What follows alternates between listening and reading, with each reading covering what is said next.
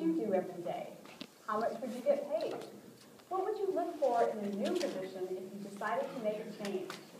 We'll explore what you really want from your work in this episode of Career Advantage.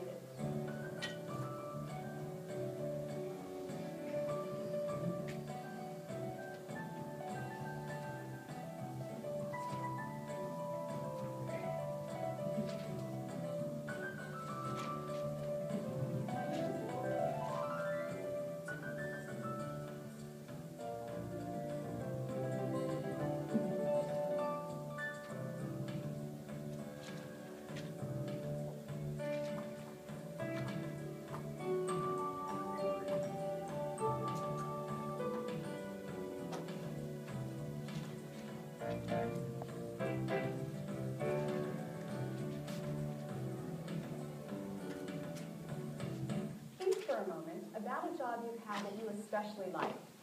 What was it about that job that you enjoyed? Was it the salary or something else? Maybe great coworkers, challenging responsibilities, or a beautiful work environment. I lived in Costa Rica for a year and a half, and at the end of that time, I was a World Teach Volunteer teaching English down there. And I was hired to be one of the trainers for the next group. So basically, it was a job where I had to go out into the field and find families for these people to live with, and set up, meetings with principals all over the country. I loved that. Because it was a whole array of different skills, talking to people, working with people, setting things up, organizing it, and then implementing this whole training project with the people, the trainees. So it was great. I loved it. It was like one of my highlight jobs that I can remember. Didn't get paid hardly anything, but I loved it. Now think about a job that you didn't like. Did the same factors, salary, coworkers, responsibilities, or environment have an influence? But one job I had, I really primarily ended up not liking it due to the atmosphere. And I felt like the atmosphere was really oppressive. Like there was this environment, it was really oppressive. I didn't feel like I could speak about what was really going on for me, like truthfully, like if there was a problem.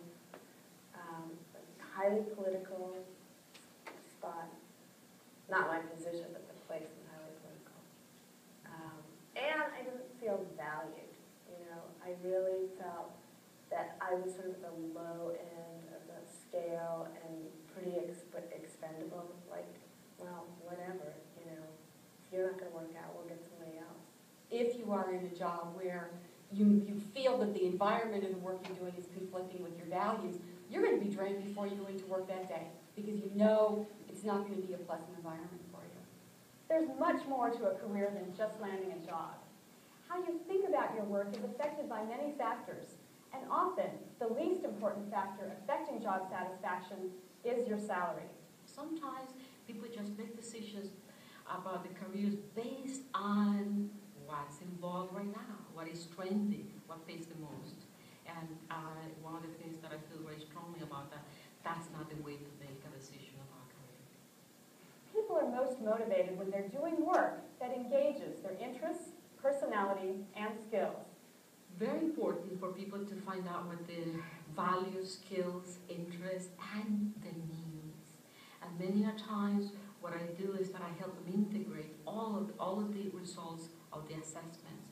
And then based on all of that, we begin to brainstorm possible occupations. As you do your research, you're probably seeing how some careers are a better match with your personal career profile than others. What do you think of this as you look at it, as you look at where the skills are clustered? Does this look right? Does it really fit you? Yes, it does. It sort of eliminates the meandering through the job, meandering of what I really want to do. Because it says right off the beginning, this is where you're strong, this is where you're solid, but your strength overrides the solid. And it flows nicely because you think about what you really want to do, what's going to bring you happiness. Once people have started this assessment process of looking at their skills and their interests and values, they find that they have a lot of information. And one of the first things that we encourage them to do is to start prioritizing that information.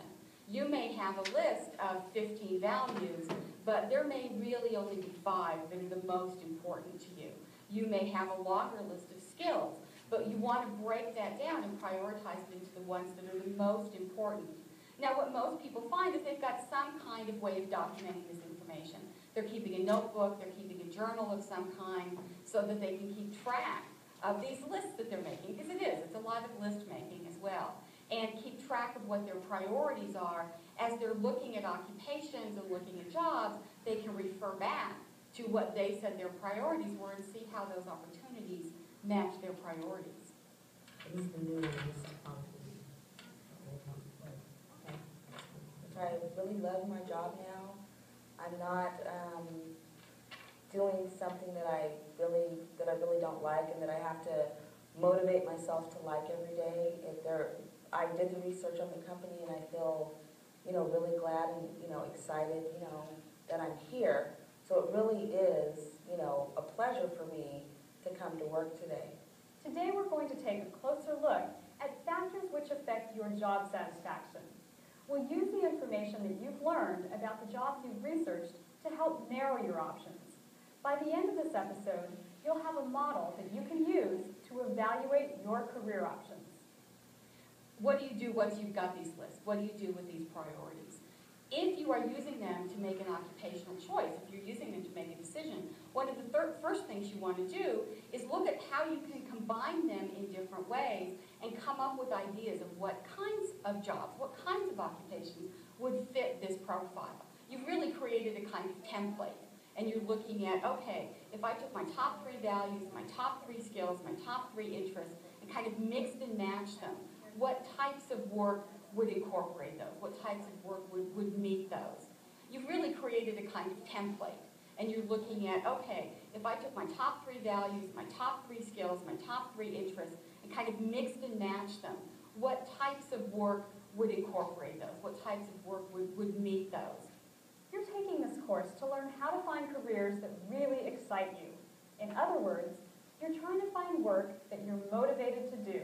So if you have a key value of family, then as you are exploring the occupation, as you are exploring places that you might want to work, you're going to be asking people questions.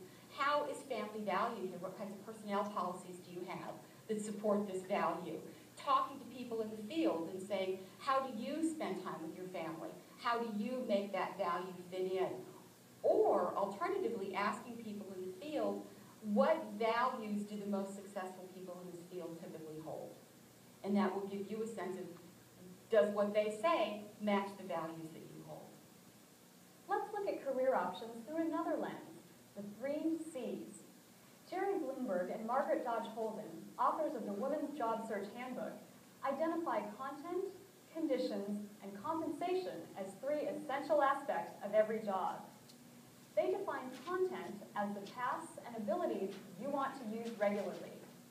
Conditions are those features of your job, aside from salary, that make you want to go to work. Compensation refers to how much you need to earn, not just to pay the bills, but for your own self-esteem. The content, conditions, and compensation you require should reflect your personal career profile and will become the filter you use to evaluate your job choices. During the rest of this episode, I'll guide you in creating a chart on which to plot your preferences for each of the 3 C's: content, conditions, and compensation. No one aspect is more important than another. Let's start by looking at content. It's basically what you do in your job. You'll compare what you know about yourself to the content of a given career. You'll compare your values, your skills, and your knowledge and interests. Let's start with values. Go back to your personal career profile and remember how you've described yourself. For example, you might define yourself as hardworking, honest, and creative. You want to find both an occupation and an employer that values these qualities. I was a resident assistant back in college for 2 years, and I really liked that. It was a little taxing on the hours because felt like you were babysitting, but I liked it because of the fact that it comes was interacting with people, and it was a college environment, a lot of young people, and it was just the whole fact that I was considered a leader on my building, on my floor. And I like to feel that way. I like to feel that people look up to me and that I have the responsibility. Go back to your personal career profile and record your top values on your chart. Skills include specific ones that you must have in order to perform the job tasks, such as computer skills, as well as the basic skills that employers expect, such as interacting with people. When you're examining a career's content, you're comparing your favorite skills and abilities with those required by the job. I'm anxious to get on to the actual doing of what I'm wanting, my career. It's okay to be in school, it's okay to learn and get the education. I'd kind of like to apply that. I'd like the opportunity where I can use that. I'm thinking about tutoring high school and junior high school students. They have a program here at Berkeley that allows students to be interns and to go out and to tutor these kinds of programs. I'd like to try that so I can hone my skills. I could get accustomed to being student-teacher relationship. Go back to your personal career profile to record the skills you want to use in your career on your 3 C's chart. Knowledge and interests make up the body of information you've learned regarding a particular topic or subject area. The interest section of your personal career profile indicates the areas of knowledge you already know you want to use. Ask yourself, what have I learned that I want to use in my job every day? Part of being satisfied in your occupation is really liking the content of your work. People need to know what business they're in. That is, are you in the video making business, or are you in the training business, or are you in the education business, or are you in the getting people back to work business? Now those are different businesses. So when I say to a person, what business are you in, I don't mean what business is your employer in. I mean you. Your little you and company, what business is it in? If you decide to go into social service, you may be happier in a center that works against domestic violence than in an organization for adult literacy. Both are social